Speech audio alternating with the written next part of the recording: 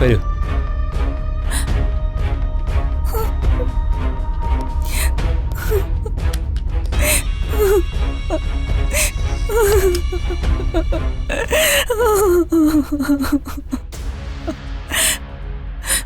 പേടിക്കണ്ട, എല്ലാ പ്രശ്നങ്ങളും പറഞ്ഞ് സോൾവ് ആക്കിയിട്ടുണ്ട്.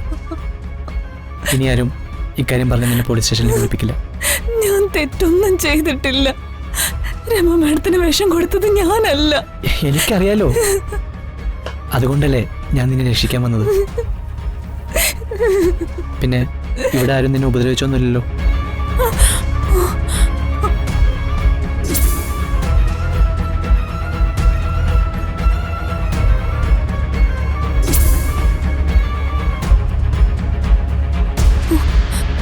ഇല്ല സർ. ഇനി എന്തെങ്കിലും ഫോർമാലിറ്റീസ് ഉണ്ടോ? ഒന്നുമില്ല സർ. ഞങ്ങൾ ഈ കുട്ടിയെ ഒന്ന് പേടിപ്പിക്കുക മാത്രമേ ചെയ്തിട്ടുള്ളൂ. ദേഹോപദ്രവം ഒന്നും ചെയ്തിട്ടില്ല. ഉണ്ടോ കുഞ്ഞെ?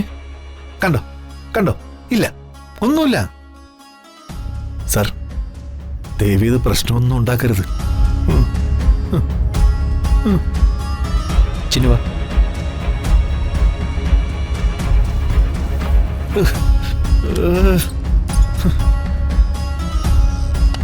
തലയിലെ തൊപ്പി തെറിക്കാനുള്ള വകുപ്പ ചെയ്ത് കൂട്ടിയത്. നിനക്ക് ഇതിന്റെ വല്ല ആവശ്യം ഉണ്ടായിരുന്നോടാ?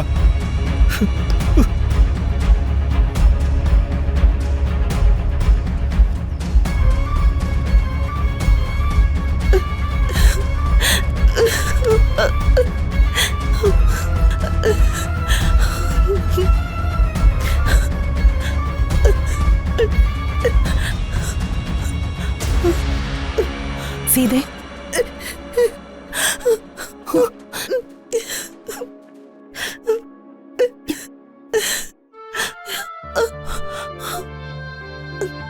സീതേ, എന്താ സീത ഇത്? നമ്മുടെ ചിന്നുവിന് ഒന്നും സംഭവിച്ചിട്ടില്ല, സംഭവിക്കുകയില്ല. നീ ധൈര്യമായിട്ടിരിക്കെ.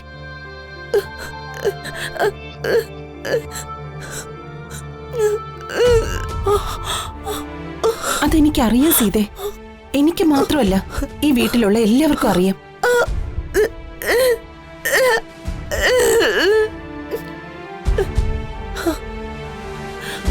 ലക്ഷ്മിയും അർജുനും ഒക്കെ ചേർന്ന് അങ്ങനെ ഒരു ചതി കല്യാണിയോട് ചെയ്തു എന്നത് സത്യം. പക്ഷേ അപ്പോഴും കല്യാണിയോടൊപ്പം മഹി ഉണ്ടായിരുന്നു. കല്യാണിക്ക് ഒരു പ്രശ്നം ഉണ്ടാകാതെ മഹി അവളെ നോക്കിയിട്ടുമുണ്ട്. പിന്നെ ജയരാമൻ സാറിനും കല്യാണി നിരപരാധിയാണെന്ന് ബോധ്യമുണ്ട്. അതുകൊണ്ട് തന്നെയാണല്ലോ അവര് രണ്ടാളും ചേർന്ന് കല്യാണിയെ പോലീസ് സ്റ്റേഷനിൽ നിന്ന് പുറത്തിറക്കിയത്. ദേ, മഹി വിളിച്ചിരുന്നു. അവൻ കല്യാണിയും കൊണ്ട് ഇങ്ങോട്ട് വന്നോണ്ടിരിക്കുക. ബാക്കി കാര്യങ്ങളൊക്കെ മഹിയും കല്യാണിയും ചേർന്ന് ഇവിടെ എത്തുമ്പോ പറയും. മുഖമൊക്കെ കഴുകി സന്തോഷത്തോടെ നിൽക്കണം. ചെല്ല്.